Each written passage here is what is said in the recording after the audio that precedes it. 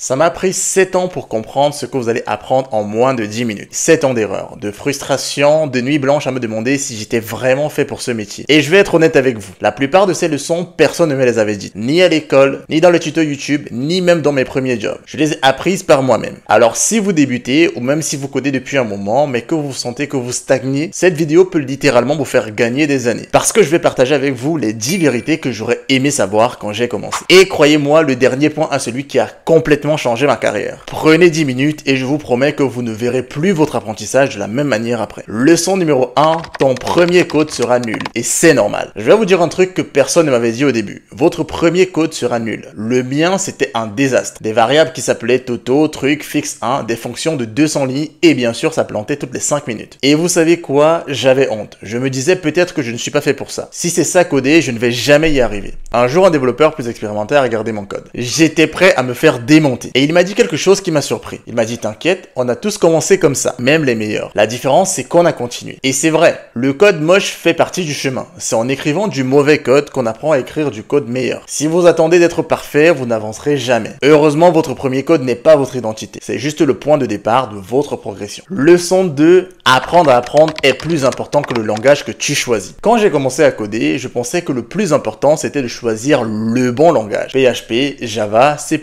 Je passais des semaines à hésiter, à lire des forums et à demander aux autres, dis-moi c'est quoi le meilleur langage de programmation aujourd'hui? Résultat, j'ai perdu énormément de temps à comparer au lieu d'apprendre. Et la vérité, je vais vous la dire, le langage compte beaucoup moins que votre capacité à apprendre rapidement n'importe lequel. Je me souviens d'un entretien où on m'a demandé de faire un algo en Python alors que je ne connaissais principalement que du Java. Sur le moment, panique totale. Mais en réalité, les concepts étaient les mêmes. Les boucles, les conditions, les fonctions, c'était juste une nouvelle syntaxe et là j'ai compris. Ce qui fait un bon développeur, ce n'est pas le langage, c'est la capacité à s'adapter. Alors si vous débutez, ne vous bloquez pas sur le choix du langage. Prenez-en un, n'importe lequel, et utilisez-le pour comprendre les concepts. Parce que ce que vous apprenez derrière, ça vous pourrez le réappliquer partout. Apprendre à apprendre, c'est la compétence qui vous suivra toute votre carrière. Le langage, lui, changera peut-être. Leçon 3, les projets réels valent 1000 tutoriels. Imaginez apprendre à conduire uniquement en lisant le code de la route. Vous saurez reconnaître les panneaux stop, mais le jour où vous prenez le volant, panique totale. Pourquoi? Parce que la vraie compétence vient de la pratique. Le code, c'est pareil. Vous pouvez regarder 100 tutoriels sur YouTube, suivre des cours en ligne, mais tant que vous n'avez pas créé un projet concret, vous n'avez pas vraiment compris. Un projet, même petit, c'est différent. Vous allez devoir chercher des solutions, corriger vos bugs, lire la doc et surtout trouver comment assembler les pièces ensemble. Et c'est là que la magie opère. Alors mon conseil, ne vous contentez pas de recopier des tutoriels. Dès que vous apprenez un nouveau concept, inventez un mini projet autour. Une to-do list, un petit jeu, une app météo, peu importe, mais quelque chose qui vous oblige à retenir par vous-même. Les tutoriels vous donnent des briques, les projets, eux, vous apprennent à construire la maison. Leçon 4, la documentation n'est pas ton ennemi. Arrêtez de fuir la documentation. Oui, je sais, vous la trouvez ennuyeuse, trop longue, écrite dans une autre langue. Mais laissez-moi être brutal. Si vous refusez de lire la doc, vous resterez un éternel copieur de tutoriels. La doc n'est pas un manuel scolaire chiant. C'est l'arme secrète des vrais développeurs. C'est là que vous trouvez les réponses que Stack Overflow n'a pas. C'est là que vous découvrez les fonctions que personne n'explique dans les tutos. Je vais même aller plus loin. Le jour où vous apprenez à lire la doc comme un professionnel, vous passez à un autre niveau. Et c'est là le secret des meilleurs développeurs. Ils savent où chercher pour trouver rapidement. Alors faites ce que les autres ne font pas. La prochaine fois que vous bloquez et que l'IA ne vous donne rien de bon, ouvrez la doc officielle. Prenez 15 minutes, forcez-vous et vous verrez au bout d'un moment ça clique. Un bon développeur connaît les tutoriels. Un grand développeur maîtrise la doc. Leçon 5, les tests ne sont pas une perte de temps. Je me souviens d'un projet où je devais livrer une petite fonctionnalité simple. Pressé par le temps, je me suis dit pas besoin de test, ça marche, on déploie. Sur le moment, tout allait bien, jusqu'à ce qu'un bug invisible plante tout le back-end. Résultat, des utilisateurs bloqués, mon téléphone qui explose de notifications, mon manager pas content et moi en train de pâtir en urgence à 2h du matin. Tout ça parce que j'avais voulu gagner 30 minutes. C'est ce jour-là que j'ai compris. Les tests, ce n'est pas une contrainte, c'est une assurance. Une promesse que le code que tu écris aujourd'hui ne te trahira pas demain. Vous n'avez pas du tout besoin de devenir un expert du TDD dès le début, mais commencez petit. Un test unitaire pour vos fonctions critiques, un test d'intégration quand vous connectez deux morceaux de votre application. Ça suffit déjà pour vous sauver de beaucoup de sueur froide. Les tests, c'est comme une ceinture de sécurité. Tu crois que c'est inutile jusqu'au jour où ça t'évite un accident. Leçon 6, lire le code des autres te fait énormément progresser. Quand on débute, on pense que pour progresser, il suffit d'écrire du code encore et encore. Mais il y a un secret que beaucoup de développeurs découvrent trop tard. Lire du code, c'est tout aussi important que d'en écrire. Imagine que tu apprennes une langue étrangère. Si tu ne fais qu'écrire des phrases tout seul, tu vas progresser, mais lentement. Par contre, si tu lis des livres, des articles, si tu vois comment les natifs s'expriment, ton niveau explose. Le code, c'est exactement pareil. Alors voici ce que je te conseille. Ouvre GitHub, prends un projet open source que tu utilises et plonge dedans. Lis une fonction, essaie de comprendre comment elle est structurée, pose-toi pose-toi la question, pourquoi le dev a fait ce choix-là? C'est exactement comme ça que tu vas absorber les bonnes pratiques, les vrais patterns, les petites astuces que personne n'explique dans les tutoriels. Et peu à peu, ton propre code va commencer à ressembler à celui des professionnels. Rappelle-toi qu'écrire du code te fait avancer, mais lire le code d'autres personnes te fait décoller. Leçon 7, les soft skills comptent autant que les compétences techniques. Laisse-moi te dire une vérité qui pique. Tu peux être le meilleur codeur de ta promo, si tu ne sais pas communiquer, tu resteras bloqué. Oui, ça va peut-être choquer certains d'entre vous, parce qu'on vous vend l'image du développeur génial qui résout tout en solo, enfermé dans sa chambre. La réalité, c'est que le code, c'est un sport d'équipe. Et si tu n'arrives pas à expliquer tes idées, à écouter les autres, à travailler avec eux, tes compétences techniques ne suffiront pas. Il y a plein de développeurs brillants qui échouent en entretien parce qu'ils ne savent pas parler de leur projet. Et il y a des devs aussi moyens qui évoluent plus vite juste parce qu'ils savent se vendre, poser les bonnes questions et collaborer. Alors, travaillez vos soft skills. Apprenez à présenter votre code simplement, à raconter une histoire autour de vos projets, à écouter les feedbacks. Ces compétences feront la différence le jour où vous passerez un entretien ou que vous devrez convaincre une équipe. Le code ouvre les portes, les soft skills te permettent d'y entrer. Leçon 8, se spécialiser trop tôt est un piège. Quand j'ai commencé à coder, j'ai voulu être stratégique. Je me suis dit, je vais devenir expert en Java, uniquement Java, et je serai imbattable. Pendant 2 ans, je ne fais que ça, Java, Java, Java. Résultat, je suis devenu bon, mais je me suis enfermé. Le jour où j'ai touché à du JavaScript pour un projet web, c'était la panique. J'avais l'impression de revenir au niveau 0, surtout dans la manipulation du DOM. Et j'ai compris, en voulant me spécialiser trop vite, j'avais construit une cage autour de moi. Le piège, c'est de croire qu'il faut choisir son langage de vie dès le début. En réalité, les premiers mois, ton objectif n'est pas d'être expert, mais d'explorer, découvrir plusieurs langages, différents types de projets, et ensuite seulement choisir ta voie. Alors, si tu débutes, apprends les bases solides avec un langage, mais n'hésite pas à tester autre chose. Joue avec du Python, du JavaScript, fais une API, un petit site, un script, tu ne perds pas ton temps, tu construis ta polyvalence. La spécialisation te rend certes précieux, mais l'exploration te rend libre. Leçon 9, le syndrome de l'imposteur ne disparaît jamais, mais tu apprends à vivre avec. Si je dois être honnête avec vous, même après des années d'expérience, j'ai encore des moments où je me dis, est-ce que je suis vraiment à ma place? Je me souviens de mon premier job, j'étais entouré de développeurs brillants. Et à chaque réunion, je me disais, ils vont finir par se dire que je suis peut-être un imposteur. J'avais peur de poser des questions, peur de paraître bête, alors je restais silencieux et je me mettais une énorme pression. Avec le temps, j'ai compris quelque chose. Ce sentiment, on l'a tous. Même les seniors, même ceux que vous admirez. La différence, c'est qu'on apprend à vivre avec. On comprend que ne pas tout savoir, ce n'est pas une faiblesse, c'est tout simplement normal. Alors si vous ressentez ça, parlez-en. Osez poser des questions et souvenez-vous d'une chose. Votre valeur ne se mesure pas à tout ce que vous savez, mais à votre capacité à apprendre et à progresser. Le syndrome de l'imposteur ne disparaît pas, mais il perd son pouvoir. Le jour où vous réalisez que vous n'êtes pas seul à le ressentir. Leçon 10, être un développeur, c'est aussi apprendre à ne jamais arrêter d'apprendre. Voilà la plus grande leçon de mes 7 années. Le code, ce n'est pas un sommet que tu atteins un jour. C'est une montagne qui grandit en même temps que toi. Je me souviens au début, je me disais, un jour je serai assez bon. J'aurai la maîtrise de ma techno et je pourrai enfin souffler. Mais la réalité, ce jour n'arrive jamais parce que la technologie avance, les outils changent et toi, tu dois évoluer avec elle. Et loin d'être une mauvaise nouvelle, c'est ça qui rend le métier incroyable. Tu ne stagneras jamais. Tu vas continuer à apprendre, à être challengé, à te réinventer. C'est ce qui fait de toi un vrai développeur. Alors, adoptez cette mentalité dès maintenant. Soyez curieux, testez des choses nouvelles, acceptez que vous ne saurez jamais tout. Et c'est ok. Parce que l'important, ce n'est pas de tout savoir, mais de ne jamais arrêter d'apprendre. Le jour où tu penses tout savoir, c'est le jour où tu commences à régresser. Leçon bonus, l'IA ne remplacera pas les développeurs. Soyons clairs, l'IA ne va pas voler votre job demain matin. Mais si vous refusez de l'utiliser, si vous faites comme si ça n'existait pas, vous prenez du retard. Aujourd'hui, un développeur qui sait s'appuyer sur l'IA pour générer du code, pour tester des idées, pour documenter, avance 2, 3, parfois 10 fois plus vite que celui qui s'en prive. Je ne vous dis pas de laisser l'IA coder à votre place. Je vous dis de l'utiliser comme un super assistant. Elle ne remplace pas votre cerveau, mais elle peut vous libérer du temps sur les tâches répétitives pour que vous puissiez vous concentrer sur la logique, la créativité et la vraie valeur ajoutée. Alors dès aujourd'hui, habituez-vous à intégrer l'IA dans votre routine. Testez Claude, ChatGPT, peu importe. Apprenez à poser les bonnes questions, à lire et à corriger ce que l'IA vous propose parce qu'au final, c'est vous qui gardez le contrôle. L'IA ne rend pas les développeurs inutiles, elle rend les bons développeurs inarrêtables. Voilà, vous connaissez maintenant les 10 astuces que j'ai mis 7 ans à apprendre. Si j'avais su tout cela dès mes débuts, j'aurais gagné des années. Mais vous avez la chance de l'avoir maintenant. Alors ne laissez pas ces conseils rester de simples mots. Appliquez-les. Dites-moi en commentaire quelle est la leçon qui vous a le plus marqué et surtout partagez cette vidéo avec un ami développeur qui en a besoin. Merci d'avoir regardé jusqu'au bout et si vous souhaitez avoir des pistes sur comment trouver un job en 2025, cliquez sur la vidéo qui va s'afficher juste là.